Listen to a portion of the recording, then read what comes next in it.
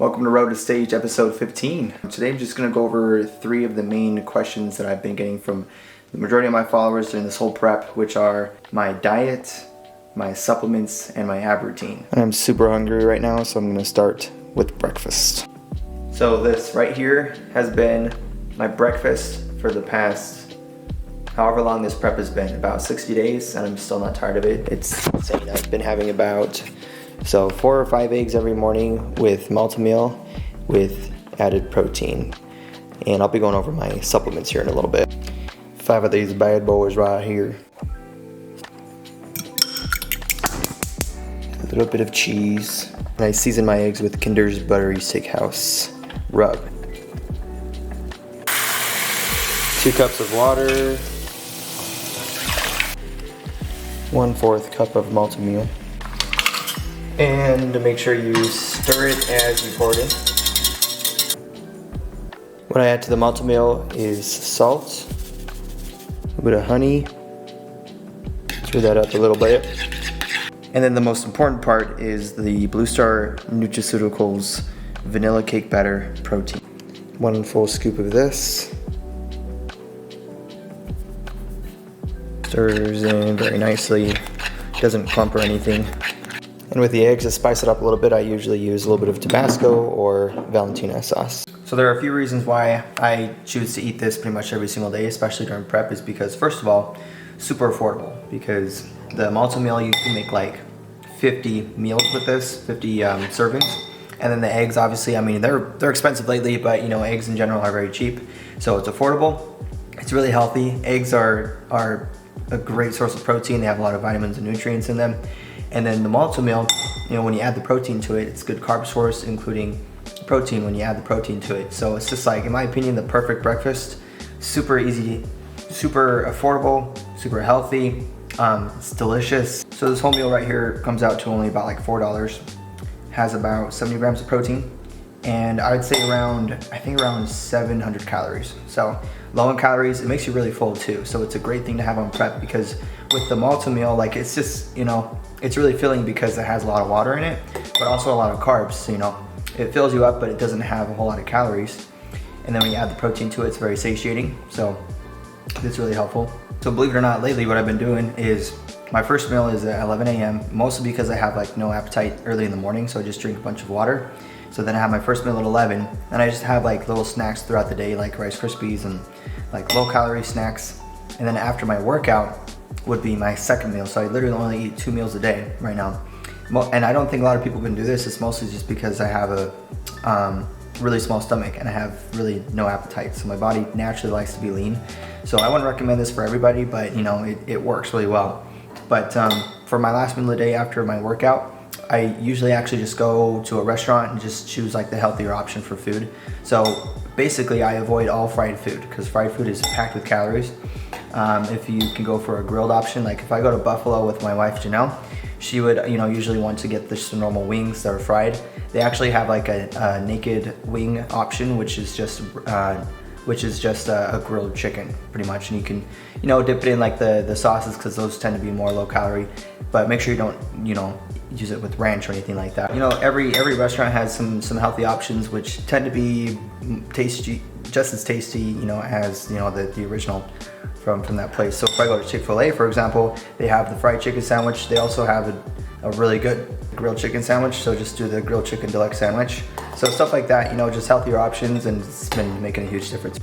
So these are the supplements that I take. Blue Star is actually rebranding, so this is the new, and this is what it used to look like. So I'm still waiting for them to send me the updated version of the protein and the creatine.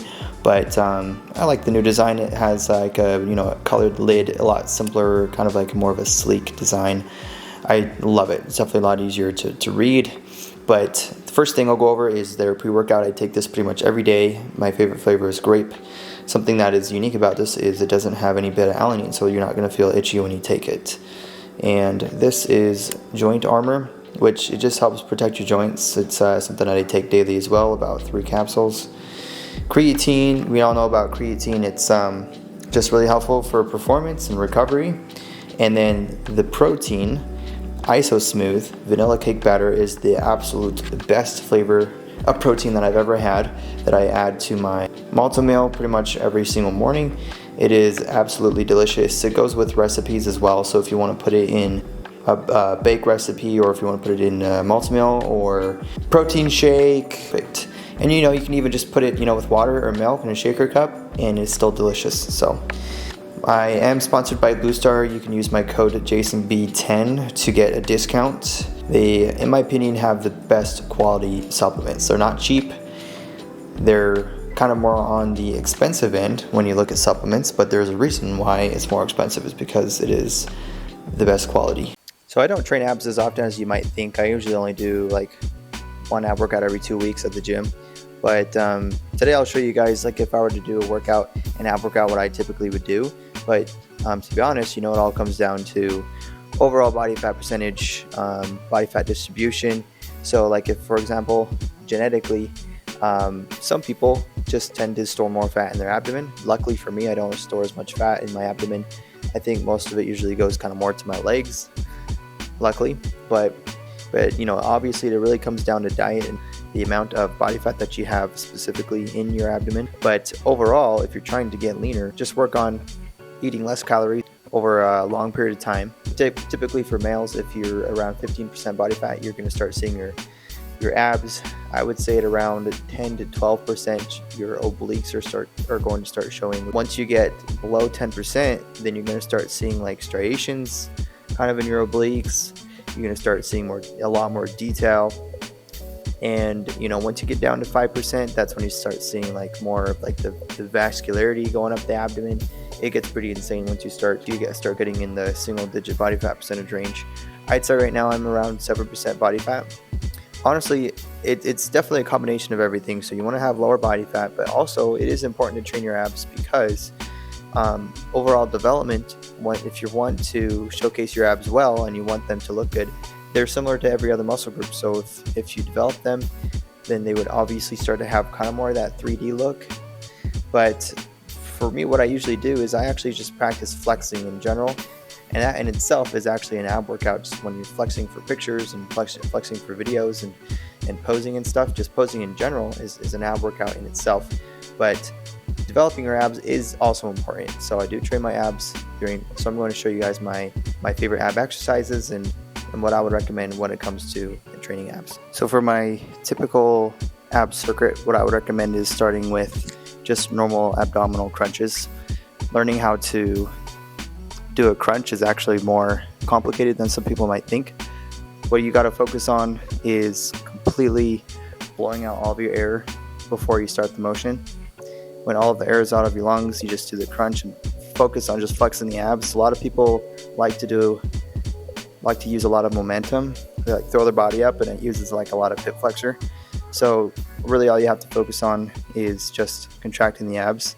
So you really don't have to have a crazy amount of range of motion, if that makes sense. Next is I would do leg raises, either between chairs, or if you're at a gym, you can do it on like a dip machine.